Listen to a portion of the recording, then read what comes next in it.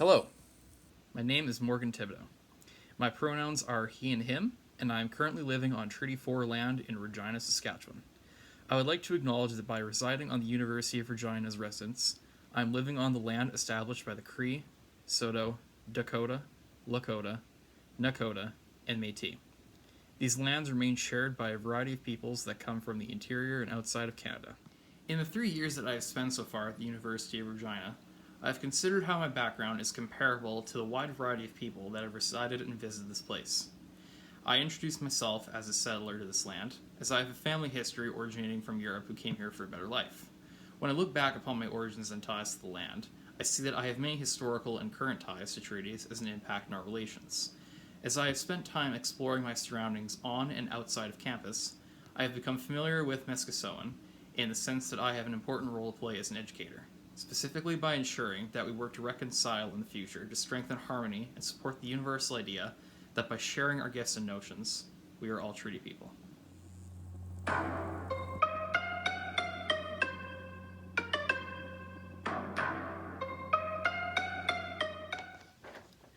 My visual representation was inspired by a sharing circle as explained by Miyo-Wichitoan, the principle of getting along well with others. A major influence on this design was the sculpture known as the Meeting that is present on the University of Regina's academic green. I was initially encouraged to use that design for my photo story project, as the pieces present foster ideas of exchange and positive relationships. Therefore, that had a major influence on my design. Because I will be in the role of an educator, the circle that is in the middle of my visual represents myself as a teacher who is helping students understand the ideas shown above, such as sharing, tradition, promise, and gifts, and how these are connected to treaty essential learnings. As an outsider, I do not possess first-hand knowledge of interpreting the treaties the right way, but as I have learned about their historical background, I have a responsibility to share these ideas to promote promises and develop healthy relationships to achieve harmony. You'll notice that each of the circles is roughly the same size and of a unique color. This is because this represents every individual in a learning environment who will be able to share their own ideas on how treaty learnings can be applied to everyday scenarios.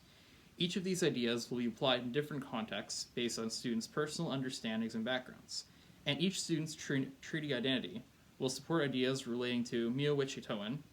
Miskassoan, and other ideas crucial to understanding treaties, relationships with the land, and relationships with each other. Therefore, in the process of identifying who I am, how treaty learnings have shaped me, and how they will continue to do so in the future, I have understood that I have a role to play as a deliverer of the knowledge that I have acquired from a variety of perspectives about the land. Throughout my treaty walks, I have noticed that despite the urbanization of the paths that I walk on a daily basis, I can see the elements of the land that the First Nations lived on by focusing on the natural elements present around us and the teachings that are connected to them. For example, when walking the path of Wascana Lake, a lake created by damming and thus altering the land, I can see ideas present such as promise and responsibility to taking care of the land and upholding the agreements made in the treaties. These components connect to Kitche Asutamatoan, the view by the First Nations elders that the character of treaty relationships and laws of the Creator are sacred understandings that cannot be altered. In my visual, I have chosen to represent this road as a literal highway of learning, urban in nature at first glance, but still possessing many of the treaty essential learnings that are present between us, in nature, and from the Creator's knowledge, such as gifts, promise, symbols, and tradition. From this literal and spiritual road that I have walked on, there are several ideas that are innately tied to narratives of the past, present, and future, along with my responsibility as an educator who must use these lessons to understand the treaties along with my students. Therefore, I represent myself thinking about these important notions as I walk to think about how treaties have shaped the land I live on, my identity as a settler on shared land, and my teaching goals to pass down the knowledge of the sacred promises present in the treaties that are meant to last forever with no alterations. To conclude,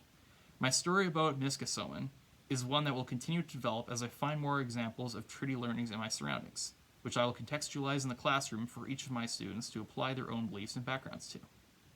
Thank you.